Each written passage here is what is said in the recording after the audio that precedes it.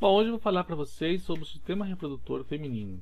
Ele é formado pelos órgãos genitais internos e externos. Os órgãos internos são a vagina, ovário, trompas de falópio e o útero. E os externos é o monte de Vênus, onde temos os pelos pubianos, e a vulva. A vulva nós podemos ver os grandes e os pequenos lábios, mais o clitóris. Esta é a vista interna.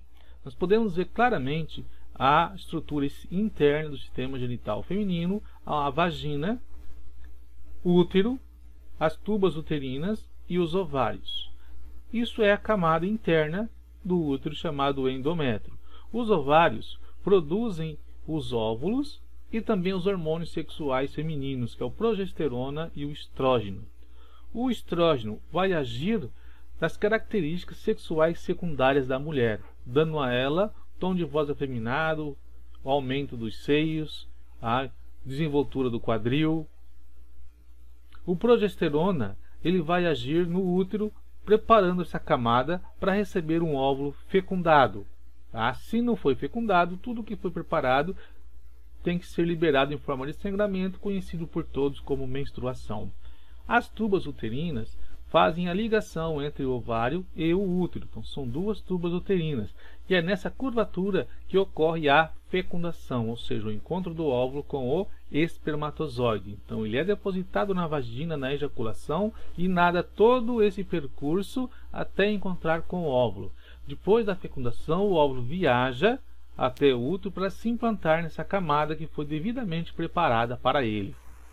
Se não acontecer a fecundação, tanto o óvulo quanto a camada elas se dissolvem e saem num processo de sangramento conhecido como menstruação. Se ele foi fecundado, o primeiro sinal da gravidez é exatamente a falha da menstruação. O útero, então, ele vai abrigar esse embrião até o seu desenvolvimento, até a hora da sua saída. E a vagina é o local de saída do bebê na hora do parto. A fecundação do óvulo acontece exatamente, como eu disse, nas tubas uterinas ou trompas de falópio, exatamente nessa curvatura.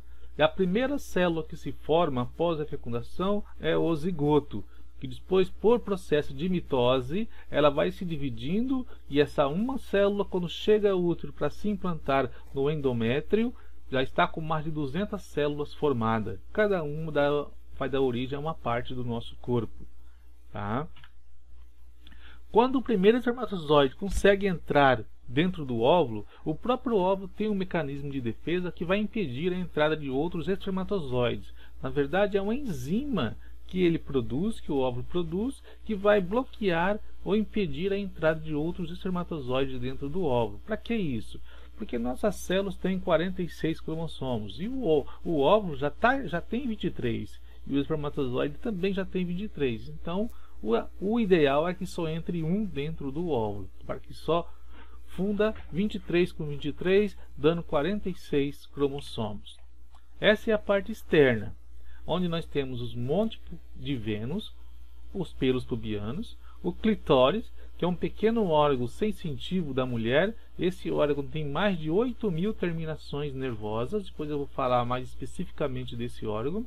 O meato uretral, que é a uretra, tá? Por onde passa a urina. A uretra, embora ela esteja na parte externa do sistema genital, ela é independente do sistema reprodutor feminino, ela faz parte do sistema urinário. Tá? Os grandes e os pequenos lábios, o orifício vaginal, ímen. Ímen é uma pequena membrana que fecha parcialmente a entrada da vagina. Esse ímen é rompido na primeira relação sexual da mulher, ou seja, perdeu o ímen, ela não é mais virgem. E o ânus, que também, embora esteja na parte externa, ele faz parte do sistema digestório e não do reprodutor, ok? Agora sim, esse é o clitóris, a anatomia dele. O que nós vimos lá foi só essa pontinha aqui. Na verdade, esse clitóris, essa estrutura toda, tem a mesma estrutura do pênis, tá? O mesmo botãozinho que dá origem ao pênis dá origem ao clitóris. Então, lá no pênis, na estrutura masculina, essa pontinha é a cabeça do pênis, chamada de glande. Aqui é a glande do clitóris. Essa pelezinha é aquela pele que recobre a cabeça do pênis, que aqui vai só recobrir a glândula do clitóris. Lá é chamada de prepúcio, pois esse daqui também é o prepúcio do clitóris. Tá? Ele tem mais de 8.000 terminações nervosas. Por isso que é um órgão bem sensitivo, onde a mulher sente prazer. Ele também é constituído de corpo cavernoso e corpo esponjoso, os mesmos tecidos que tem no pênis. Então, durante a excitação sexual, o maior fluxo de sangue nesse local faz com que essa pontinha fique maior, tá? Faz com que o clitóris aumente de tamanho também. Então aqui é uma vista dele e aqui uma outra anatomia do clitóris, mostrando como que é. Todas essas partes aqui são cheias de terminações nervosas.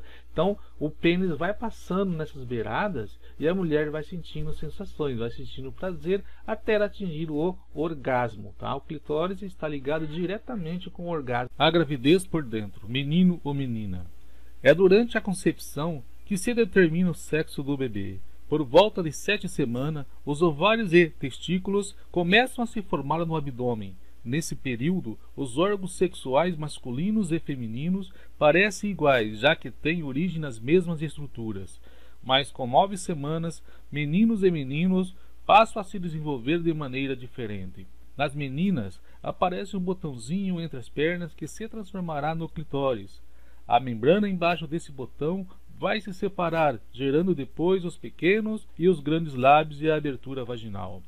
Até 22 semanas, os ovários estão totalmente formados e vão do abdômen para a região pélvica.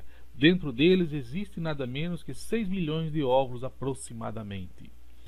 Nos meninos, aquele botãozinho acaba virando o pênis. Ele começa a se alongar mais ou menos na 12ª semana. A membrana externa vai se transformar no saco escrotal, onde mais para frente ficarão os testículos. Com 22 semanas, os testículos estão formados no abdômen.